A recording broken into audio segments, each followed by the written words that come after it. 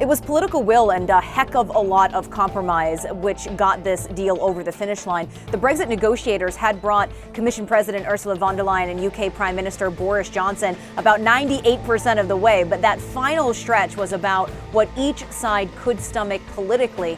And the very last issue being discussed was fish, and it was coming down to an agreement on quotas, access, and the phase-in period, which ultimately made a final deal possible.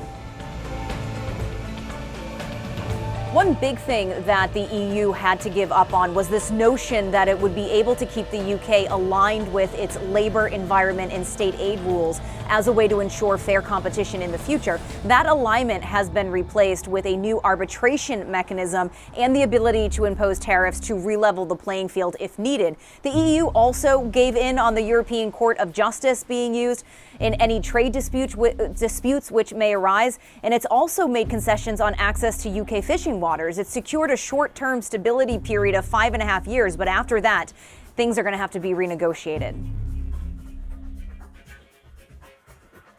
There is a huge sense of relief that this deal has been clinched. For weeks, there's been this gloomy overhang and the threat of a no-deal scenario causing chaos and disruption for businesses when the transition period expires at the end of the month. So a deal is very much being welcomed, but there is absolutely no sense of triumph in Brussels over this deal. If anything, there has been a sense of sadness that this has happened at all. Michel Barnier, the EU's chief negotiator, called today a day of relief tinged with sadness.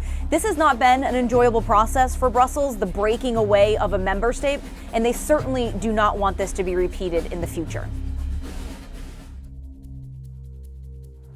EU ambassadors will meet on Christmas morning to start scrutinizing this deal, and all 27 member states need to sign off on it.